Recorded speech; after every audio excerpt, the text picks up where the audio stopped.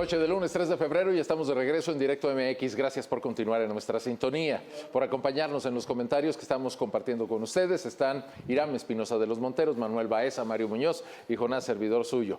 Vamos a ver rápidamente un pequeño video en el que revisamos una segunda parte, no en calidad, sino en contenido, de lo que ha sido esta disputa entre los discursos del gobierno de Estados Unidos y el de México. Esto dijo Claudia Sheinbaum cuando este fin de semana acusaron al gobierno mexicano de estar coludido con el crimen organizado. Pero aún más irresponsable, terriblemente irresponsable, es que la Casa Blanca emite un documento donde dice que hay vínculos entre el gobierno de México y la delincuencia organizada. Quiero platicarles el comunicado que publiqué a través de mis redes sociales el día de ayer. Ahí explico quiénes son los que verdaderamente tienen vínculos con estos grupos delictivos, la razón de las muertes por sobredosis de los estadounidenses. Y también digo que si ellos quieren actuar, no deberían fijar su mira en México, sino en su propio país, donde no han hecho nada para parar la venta ilegal de esta y de otras drogas.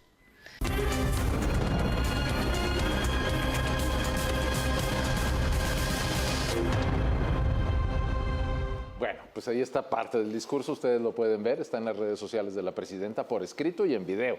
Nosotros elegimos este pequeño fragmento donde pues empieza a ser una defensa pues bastante fuerte, ¿no?, de la postura del gobierno mexicano. A propósito de esto, creo que es importante advertir, el día de hoy, antes de que nosotros iniciáramos Directo MX, fue detenido en Tamaulipas, en Nuevo Laredo, un personaje al que califican de ser el segundo de un cártel ahí local, Ricardo González, y eso generó ya balaceras, se cerró el aeropuerto de Nuevo Laredo. Es mi lectura, yo no sé qué opinen ustedes, que no es una mera casualidad, sino que precisamente el día que dicen, ok, hasta marzo vemos lo de los aranceles, dicen, pues aquí pescamos a un pez gordo de la criminalidad, cuando menos en una zona muy fronteriza. Y bueno, pues ahí está la lectura para ustedes. Sí, que creo, si hace uno un análisis, ¿quién puede dudar de que hay gobiernos que están relacionados o tienen vínculos con el crimen organizado en México? Pues no, creo que cualquiera puede sospecharlo o decir, no tengo dudas, pero tampoco pruebas. Lo que llama la atención es que el gobierno de Estados Unidos sea irresponsable y lance una declaración de ese tamaño sin dar, por ejemplo, pues un nombre, ¿no? O por lo menos un gobierno, o que remarque si es el gobierno federal o si son los gobiernos estatales.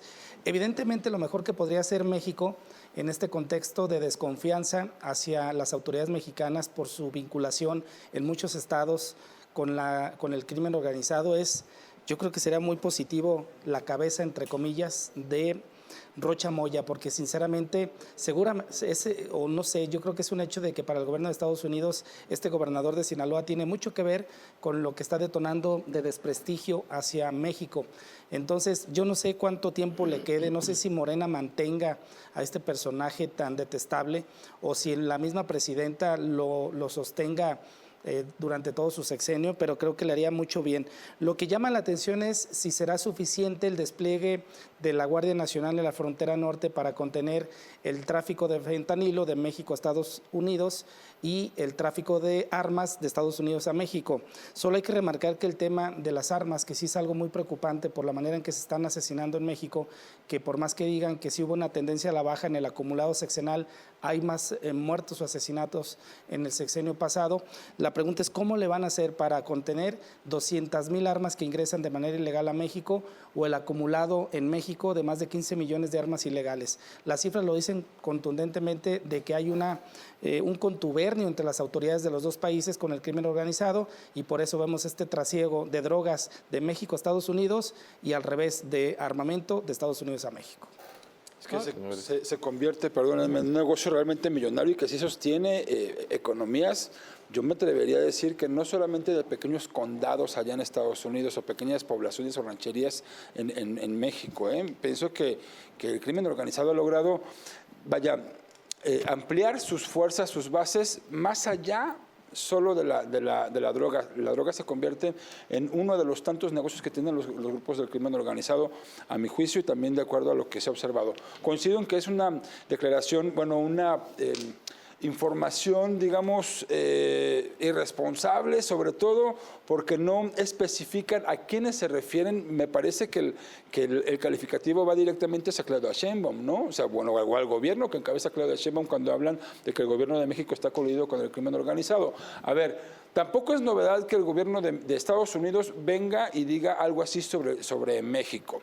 Ya anteriormente, hace alrededor de 2 o 3 años, el FBI y la CIA habían enviado habían publicado documentos donde hablaban de que en aproximadamente 70% del territorio mexicano había una amplia influencia, si no es que hasta control, por parte del crimen organizado. Y uno podría decir, claro que no, pues a ver, uno vive en esta ciudad, Guadalajara, zona metropolitana, donde perfectamente se puede deambular y solventar ciertas actividades, pero no pensamos en los municipios del interior de Jalisco. Para muestra, Teocaltiche, ¿no? Que acaba de ocurrir apenas ayer un asesinato así, a plena luz del día, o parecía muy clarito el día.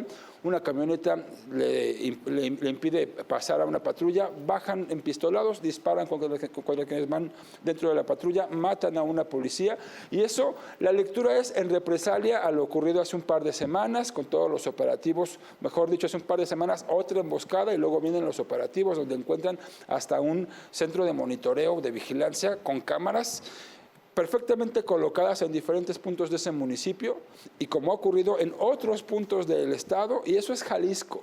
Y yo creo que Jalisco es un estado con prioridad por todo lo que acabamos de comentar en el bloque pasado en materia de economía. ¿Qué pasa en otros estados donde a lo mejor no hay tanta preferencia o tanta visibilidad de un gobierno federal como el que hoy se encabeza, ¿no? Pero bueno, Irán, si me permites, y yo no quiero hacerle de abogado del diablo, pero cuando tú señalas que esas organizaciones norteamericanas dijeron hay un porcentaje X de control del crimen organizado, es muy diferente de decir el gobierno está coludido con ellos. Sí, porque el señalamiento es directo a Claudia Sheinbaum. Sí, claro, ¿no? O sea, es muy distinto. Totalmente.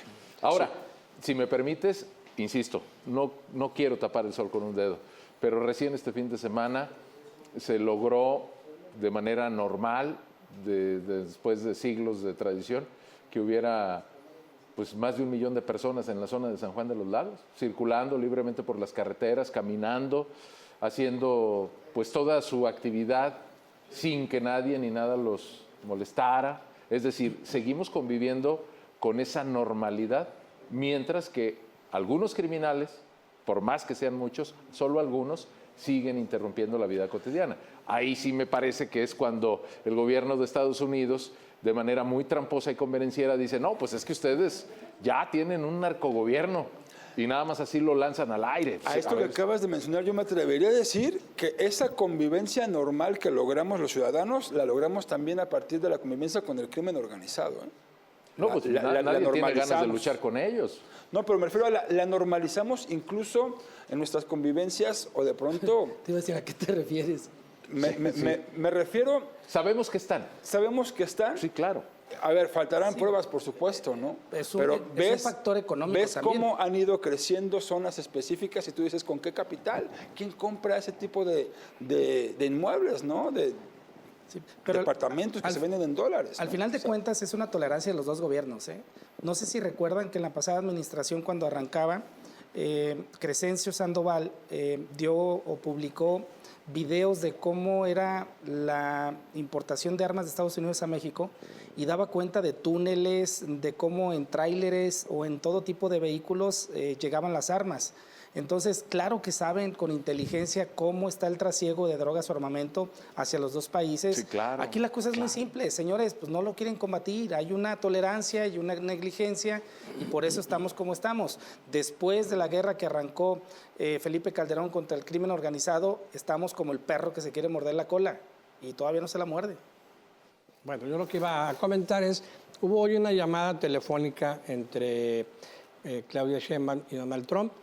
No fue corta, es decir, no se limitó nada más a ese par de líneas de decir, llegamos a un acuerdo en un mes, la frontera, la Guardia Nacional, el tráfico. Tuvo que haber habido compromisos muy concretos con nombres y apellidos, con metas y resultados. Esos no van a salir a la luz pública y menos en un comunicado. Pero lo que quiero decir es que si alguien tiene hoy la lupa y la responsabilidad en el gobierno federal, a mi juicio, es Omar García Harfuch. Porque si uno de los acuerdos fue que se va a impedir el tráfico de migrantes y se va a impedir también el tráfico de armas hacia el otro lado y el fentanilo, quien está encargado de hacer valer la ley y la seguridad en la frontera es el secretario de Seguridad Federal. La parte de los migrantes le corresponde un poco más a Rosa Isela Rodríguez, que también debe estar involucrada, pero yo creo que todo el ala de seguridad es el que está bajo la lupa en este momento por parte del gobierno federal y del gobierno de Estados Unidos. Por eso va a empezar a haber golpes, novedades, detenciones, porque no se trata nada más de quedarse callados. Seguramente algunos no los conoceremos y otros serán muy evidentes, como el que está ocurriendo el día de hoy.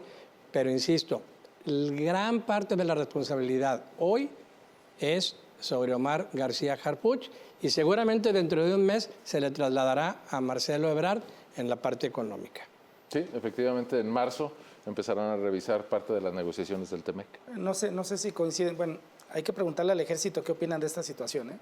Porque si bien García Harfuch puede ser como la parte de inteligencia, entre comillas, pues el que va a poner el cuerpo se llama Ejército y Guardia Nacional. Entonces, será interesante ver cómo comienza el Ejército a tomar su postura después de los acuerdos que hay con lo que sería Estados Unidos. Hay que estar a la espera. Creo que sí, solo separar las dos cosas. Una cosa es el tema económico y otra cosa es el tema de seguridad pública o el de narcotráfico, para tener la puntualización de qué le corresponde a cada quien, ¿no? Porque Marcelo, no sé si se dan cuenta, pero desapareció estos días. Yo no lo vi teniendo una postura fuerte. Juan Ramón de la Fuente está desaparecido. Completamente. Deberían de estar. Yo no sé si le están cediendo a Claudia la figura principal o el protagonismo para que esté dando la cara. Pero del tamaño de los dos funcionarios, como es Juan Ramón de la Fuente y como es Marcelo Ebrard, con toda la trayectoria que tienen, pues no le hacen daño el hecho de estar saliendo a dar certidumbre al sector empresarial de manera integral. Me llama la atención que mezclen un poco este Pacto por México con este tema, porque evidentemente Pacto por México, si bien tiene que ver con empresarios, grandes empresarios y las inversiones en México, como que sí se me hizo un poco de qué tiene que ver, si estamos hablando de decisiones que debe tomar el gobierno para contener la política pública de Donald Trump. Por lo pronto, el gobierno de por sí lo ha logrado. Nomás vamos a ver en qué queda este Pacto por México.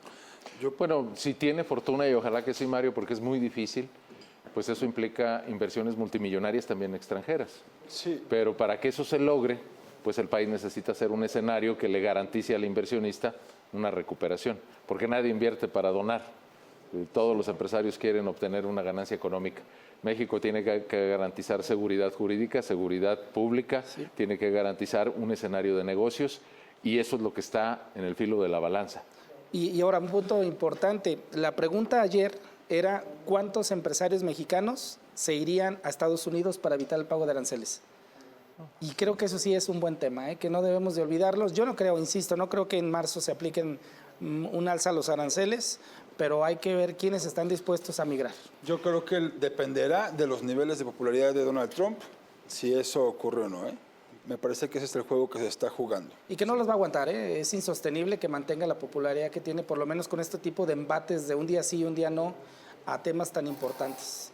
Muy bien, pues ahí están los asuntos relacionados con esta relación bilateral. Obvio, no podemos agotarlo todo ni tenerle respuestas a asuntos tan puntuales y muchos se nos quedan en el aire, pero por fortuna cada semana tenemos la oportunidad de compartir con ustedes. Les recuerdo que Directo MX está también en podcast, ahí podrá usted escuchar nuevamente lo que nos compartieron Mario Muñoz, Manuel Baeza, nuestro amigo Irán Espinosa y su servidor Jonás. Hacemos una breve pausa, regresamos, hay más asuntos de los cuales hablar y esos tienen que ver con una semana también un tanto caótica que nos deja ciertas lecciones. ¿Qué está pasando con las aeronaves en Estados Unidos? 2 accidentes fatales en una semana. ¿Será casualidad? Ya volvemos.